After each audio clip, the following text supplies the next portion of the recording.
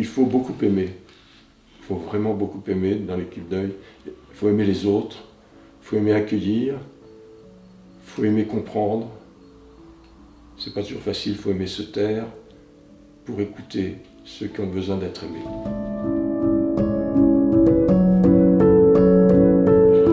Lorsqu'on explique aux familles le but de notre rencontre, c'est surtout aussi pour leur parler de la vie éternelle, à travers tout ce que nous allons choisir.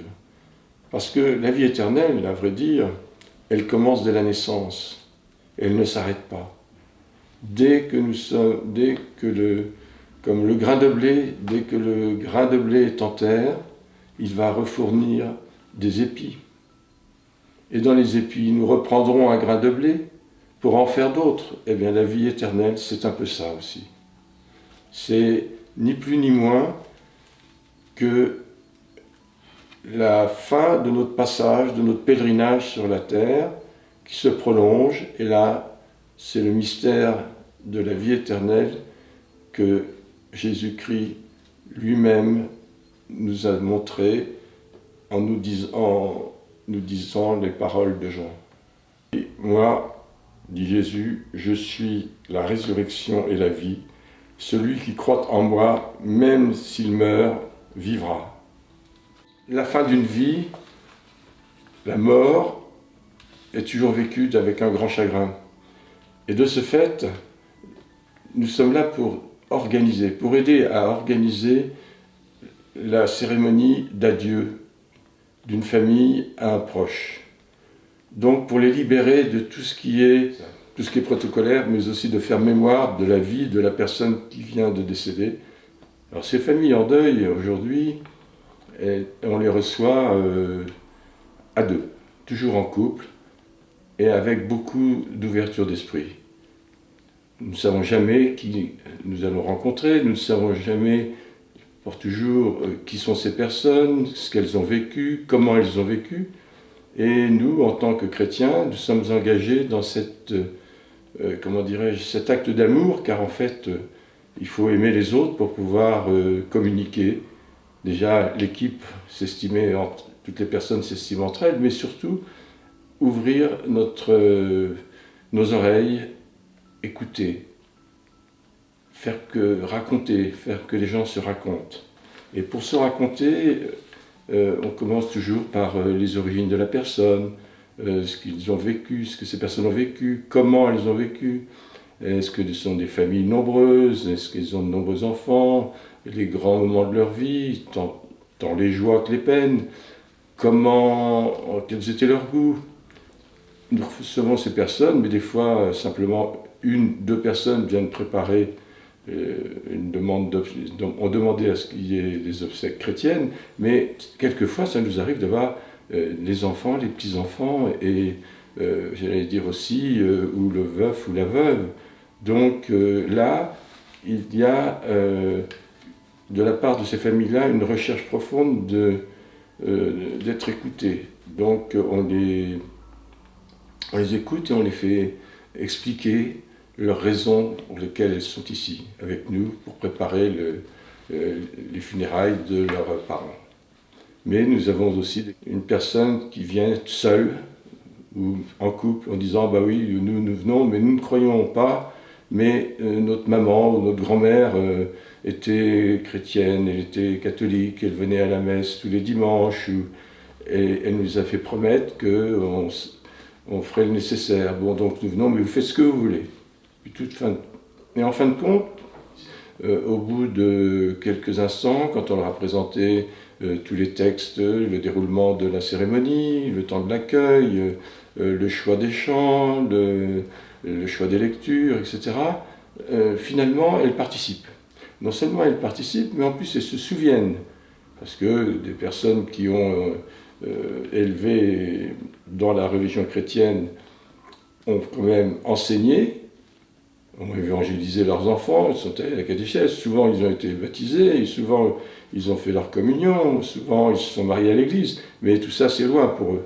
Et de ce fait, ils choisissent, et ils se souviennent, et la conversation du début, on dit faites ce que vous voulez, on fait ce qu'ils veulent, parce qu'on n'est pas nous, quand on prépare les funérailles, on n'est pas là pour faire ce que nous voulons, on est là pour que la famille choisisse, et choisisse en fonction, j'allais dire, de tout le vécu des personnes qui sont décédées. Et là, il y a un lien profond qui s'établit entre l'équipe et justement toutes ces familles. Et ce qui est important, c'est que ces familles-là, il faut qu'elles préparent une cérémonie et elles veuillent participer.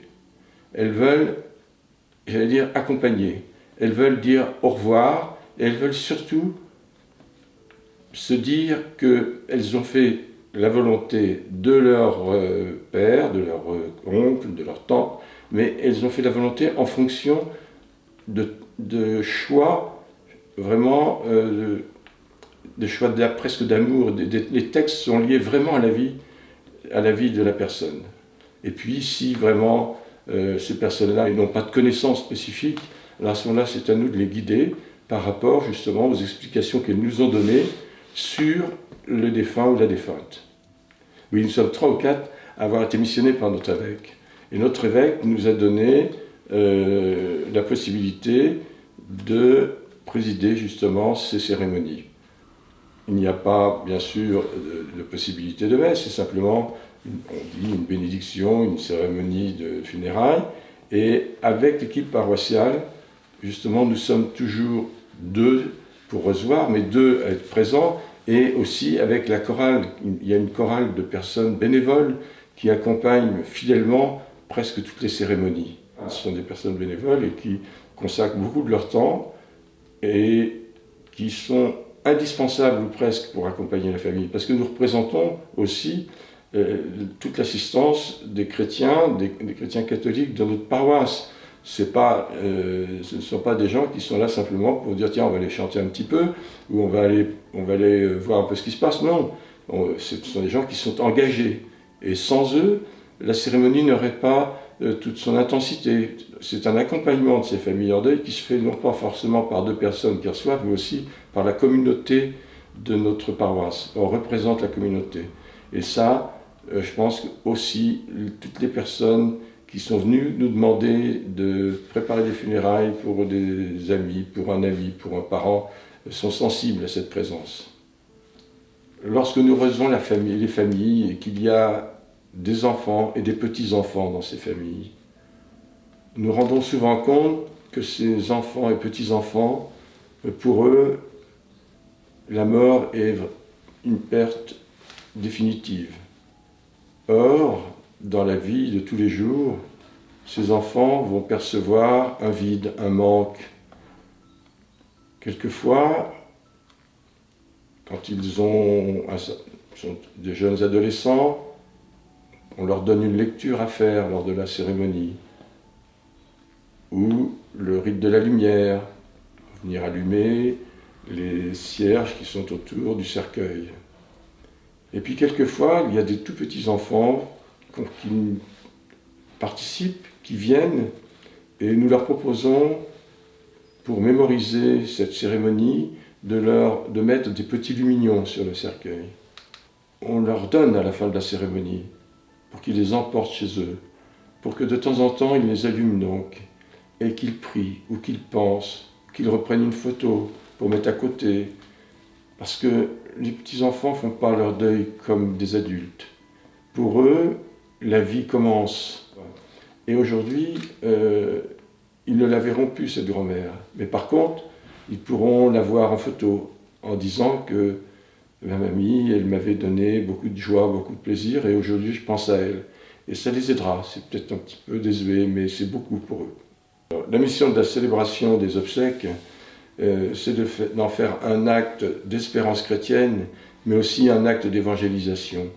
Parce que les personnes, pour pouvoir vivre leur deuil, ont besoin de retrouver une confiance, ils ont une confiance en eux et une confiance dans l'avenir.